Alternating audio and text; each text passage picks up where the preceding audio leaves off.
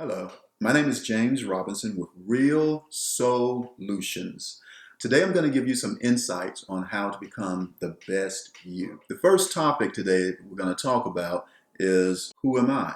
The age-old question, who am I? Something that we're all kind of seeking, this self-identity, this true identity of who we are.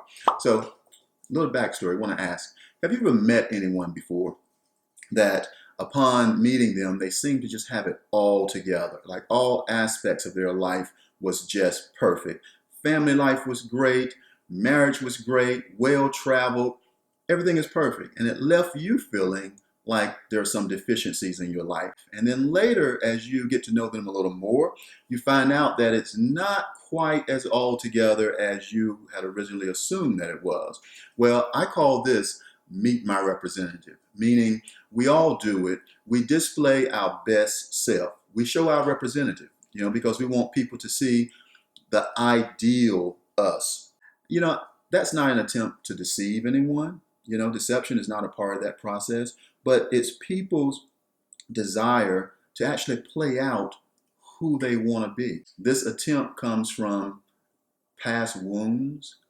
Throughout life, as we go through life, we will have different pains and hurts in our life and different disappointments. So that can diminish our sense of self and who we are and where we want to go.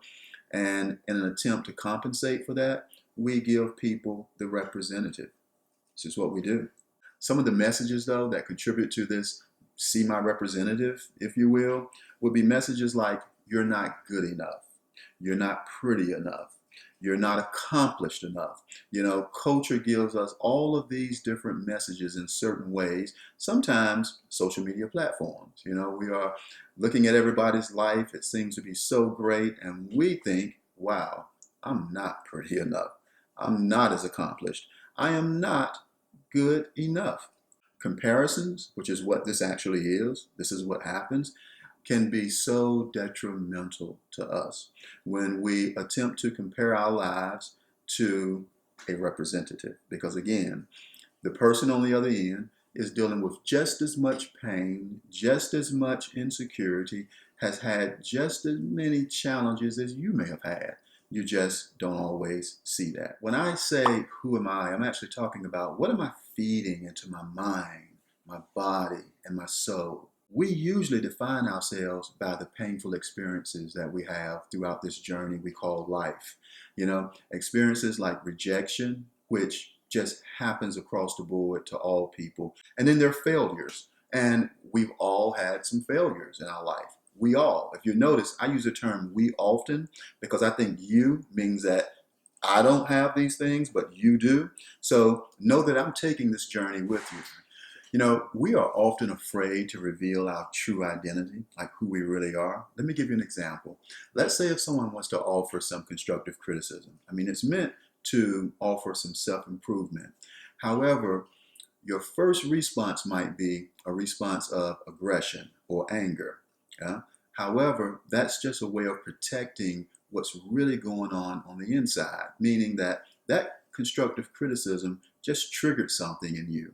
It triggered feelings of insecurity, I'm not good enough, and all kinds of other feelings that only you can speak to. But what that means is that it's very difficult to connect with who I am if, say, a comment puts us on the defense and we operate out of the defense mechanism and not necessarily embracing how that comment makes us feel and then looking at how we can move forward. So when I see defense mechanisms such as that, what that tells me is that there's a misalignment with the mind, the body, and the soul, that they're not working in harmony. And because we are made of those three elements, that's who we are. If it's not in harmony, then the body doesn't feel right. The mind doesn't feel right. Most importantly, the soul is hurting and it's starving for something. Now, let me define for you the mind, body, and soul. Start with the body, all right? The body, our physical us, physical being, 5 senses, smell, taste, touch, hear, see. With those 5 senses, anytime a sense is touched, if you will, meaning if we see something that's pleasurable to the eye, then it sends a thought to the mind. And that thought that goes to the mind is in the atmosphere, meaning we act on it. So the body and the mind is usually working so closely together. And unfortunately, because some of the messages that we get are negative messages, they're working in a way that they're not in alignment with the spirit. Now, let me define the spirit, and I hope I define the mind and body for you well. Now, the soul/spirit, if you will, is that connection to the divine, the creator, meaning it's that pure, perfect form, void of imperfection. And in truth, the mind and body is supposed to serve the soul and the spirit. But what typically happens is that the spirit is trying to keep up with where the mind and body is going because it's all over the place. And as a result, we're out of alignment. So it's my hope that we can focus a little more on the soul so that we can bring our body, bring ourselves, who we are, into alignment. Okay, so I want to leave you with some homework.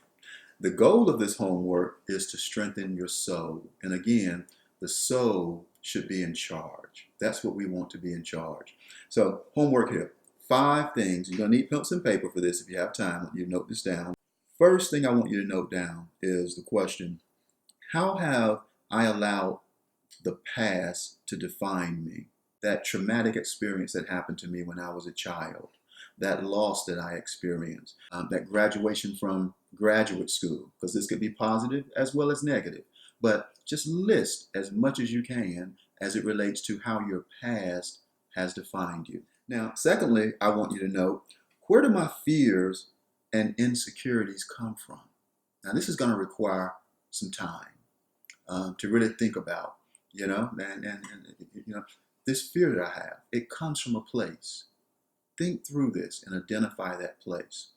Third, who are the people in my circle that cause me pain? It's so important because sometimes we may have to look at people who are very close to us, who are hurting us. There also may be people that we feel that we need to be a part of this clique or a part of this group, but yet it's painful for us to be a part of that. So I want you to explore that. I want you to just really be cognizant of who's in my circle that's really not benefiting me. It hurts me. Fourth, I want you to note, who do I want to be?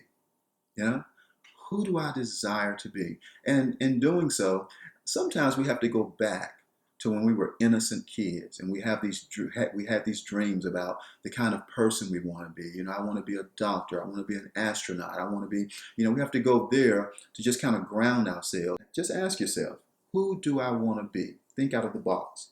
Fifth, I want you to list what you need to become the person you want to be. What do I need in my life to be this person? And again, you're going to have to think out of the box, because it may be that you have to eliminate some people from your life. It may be that you need to eliminate places. It's customized to you. In conclusion, I would like to say that I hope I've shared some information that will help you in becoming the very best version of you. If you've enjoyed this video, like, subscribe, but most importantly though, forward it to someone who you feel would benefit from it. Ideally, we truly are our brother's keeper. Until then, I wish you the best in your journey in discovering the best you.